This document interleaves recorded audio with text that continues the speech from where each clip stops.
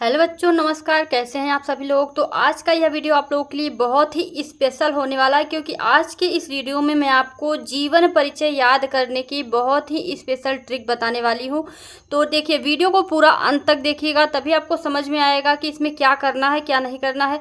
किसी भी लेखक या कवि का जीवन परिचय याद करने में आप लोगों को दिक्कत होती है और आप लोग सोचते रहते हैं कि कैसे याद करूं कि आसानी के साथ जीवन परिचय याद हो जाए। तो मैं आपको कुछ ऐसे ट्रिक बताने वाली हूं जिससे कि आपको जीवन परिचय याद करने में बिल्कुल आसान तरीके से आप याद कर लोगे। ठीक है, तो चलिए वीडियो को शुरू करते हैं। सबसे पहले देख लीजिए, जैसे आपको किसी भी कवि का जीवन परिचय याद करना है या फिर लेखक का जीवन परिचय याद करना है, तो आपको करना क्या है। सबसे पहले एक चार्ट पेपर बना लेना है। ठीक है, वहाँ पर आपको लिख लेना है कवि का नाम। ठीक है, कवि का नाम लिख लेना है और जन्म स्थान, सन, मृत्यु। ये चार चीज़ें बहुत ही ज़्यादा इंपॉर्टेंट होती। पहले जीवन परिचय आप लोगों के 3 नंबर के होते थे, लेकिन अभी जो जीवन परिचय का नंबर बढ़ा दिया गया है, 5 नंबर हो गए हैं जीवन परिचय के। तो जीवन परिचय भी बहुत ज़्यादा इंपॉर्टेंट, क्योंकि इसमें ज़्यादा लिखना भी नहीं पड़ता है और 5 नंबर आपको मिल जाएंगे।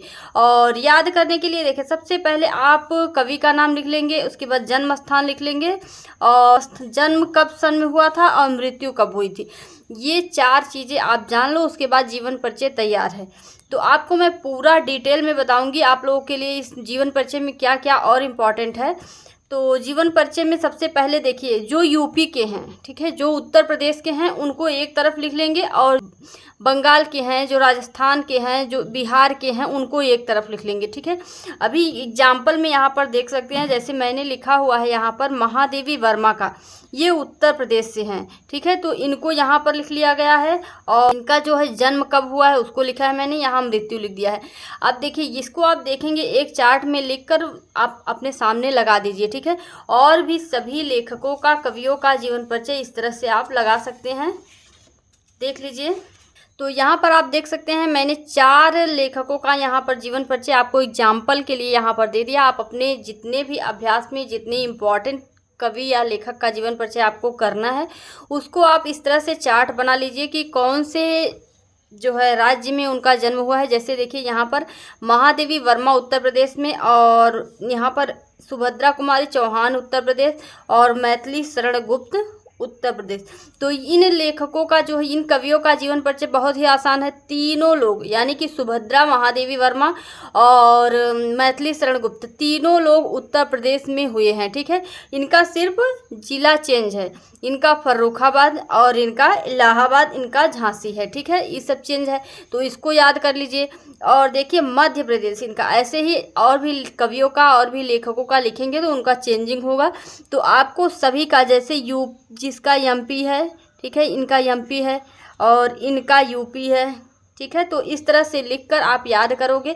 और भी यहाँ पर देखिए, मृत्यु भी लिख लीजिएगा, क्योंकि ये सारी चीज़ें इंपॉर्टेंट हैं। और देखिए क्या इंपॉर्टेंट होता है। और देखिए, जब भी आप जीवन परिचय लिखोगे तो आपको इस तरह से लिखना होगा। जैसे देखिए, यहाँ पर आपने जीवन परिचय लिख दिया, उसके बाद जयशंकर प्रसाद या फिर मैथिली शरण गुप्त, जिसका भी आप लिखेंगे। ठीक है, इस तरह से लिखकर इस तरह से डैश मार के उसके बाद आप उनका डिटेल लिखेंगे कि इनका जन्म जो है इस सन में हुआ था, इस गांव में हुआ था, इस जिला में हुआ था, स्टेट में हुआ था। ठीक है, इस तरह से उनका पूरा डिटेल यहाँ पर लिख देंगे, माता पिता का नाम और उनकी शिक्षा। उसके बाद यहाँ पर 5 चीज़ें बहुत ही ज़्यादा इंपॉर्टेंट होती है जो आप लोगों को तैयार करना है। तो सबसे पहला तो जन्म आपको याद करना है, उनकी शिक्षा, जैसे कि काशी में हुई थी कि कहाँ पर हुई थी, ये चीज़ याद करना है। ठीक है, बहुत ही आसान तरीका है, छोटे में को लिखने का तरीका भी मैं बता दूंगी कैसे आपको छोटे से जीवन परिचय में, जैसे आपने जन्म स्थान याद कर लिया और शिक्षा याद कर लिया। कृतियाँ, देखिए कृतियाँ बहुत ही ज़्यादा इंपॉर्टेंट हैं, उनको भी 2-4 ठो कृति भी तैयार कर लीजिएगा उनकी। ठीक है, और आपको साहित्य में उनका स्थान कैसा था इसको लिखना है। साहित्यिक परिचय देना है उनका।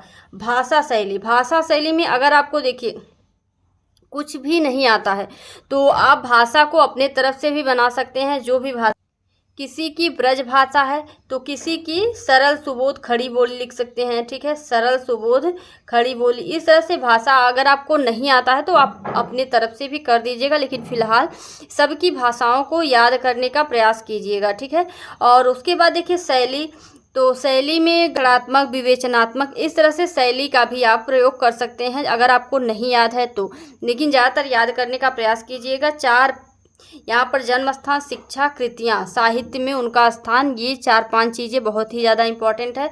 तो किसी भी कवि का या लेखक का जीवन परिचय जब आप लोग तैयार करिए तो उसको लिखने का भी प्रैक्टिस कीजिएगा, क्योंकि देखिए एग्जामिनर जो है जीवन परिचय में इम्पॉर्टेंट चीज़ ही देखता है, ठीक है। जो इम्पॉर्टेंट होता है उसी को वह चेक करता है। जैसे देखिए आपका जीवन परिचय में जो डेट होता है यानी कि जन्म स्थान होता है उसको चेक करता है। उसके बाद शिक्षा, बच्चे ने शिक्षा अच्छे से लिखी है इस लेखक का कि नहीं लिखी है। उसके बाद देखिए रचनाएं देखता है, ठीक है, कृतियाँ यानी रचनाओं को देखता है कि ऐसे सही से रचनाएं लिखी गई। मेन पॉइंट, जो मेन पॉइंट होता है उसी को एग्जामिनर चेक करता है। और बाकी जो यहाँ पर बीच में लिखा जाता है, उनकी शिक्षा दीक्षा कैसे, उनके भाई कैसे उनके पालन पोषण किए या फिर उनके पिताजी ने कैसे उनका पालन पोषण किया, ये सारी चीज़ें बीच में नहीं चेक की जाती हैं, ठीक है। सिर्फ आपका शुरुआत में जन्म स्थान देखा जाता है और शिक्षा देखी जाती है और कृतियाँ देखी जाती है, ठीक है। और साहित्य में उनका स्थान देखा जाता है। भाषा शैली मैं आपको आसान ट्रिक के साथ बता रही हूँ, आपको मेन पॉइंट देख लेना है। भाषा आपको सरल, सुबोध, खड़ी बोली इस तरह से लिख देना है। अगर आपको नहीं आता है तो, और नहीं तो फिर से अच्छे से याद कर लीजिएगा कि उनकी भाषा क्या है, ब्रज भाषा और जो भी है उनकी भाषा उसको लिखना है। तो आपको अच्छे तरीके से, ठीक है, जीवन परिचय को अच्छे से तैयार करना है, क्योंकि यहाँ आपको 5 नंबर मिल रहे हैं, ठीक है। 5 नंबर लेने के लिए आपको अच्छे से मेहनत करना पड़ेगा और ट्रिक के साथ आपको जीवन परिचय तैयार करना पड़ेगा, जैसे कि यहाँ पर मैंने तैयार किया हुआ है। अब ये याद करना बिल्कुल आसान हो गया है कि महादेवी वर्मा और जो है मैथिली शरण गुप्त और सुभद्रा कुमारी चौहान, ठीक है। तो इस तरह से भी आप यहाँ पर तैयार कर सकते हैं। जैसे देखिए यूपी, ठीक है, यहाँ आपने लिख दिया यूपी। अब यूपी में देखिए कौन कौन से लेखक हैं, इस तरह से आप तैयार कर सकते हैं। जैसे देखिए महादेवी वर्मा हैं, ठीक है, सुभद्रा कुमारी ये यूपी की हैं, ठीक है, और मैथिली शरण गुप्त यूपी के हैं। इस तरह से भी आप चार्ट पेपर में तैयार कर सकते हैं, जिस तरह से आपको आसान लगे, ठीक है। यहाँ पर देखिए 3 लेखक, यहाँ पर और भी लेखकों को मिलाएंगे तो इस तरह से आपको तैयार मिलेंगे यूपी के, ठीक है।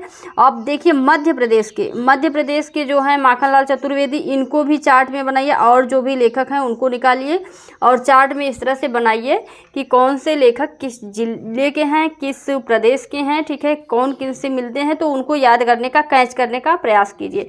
तो आशा करती हूँ कि आप लोगों को ये ट्रिक समझ में आई होगी और पसंद आई होगी। तो अगर वीडियो अच्छा लगा हो तो लाइक करें, शेयर करें दोस्तों को भी, और चैनल को सब्सक्राइब कर लीजिए, क्योंकि इसी तरह से मैं और भी सारे वीडियोस लाती रहूँगी। तो चलिए मिलते हैं नेक्स्ट वीडियो में। धन्यवाद।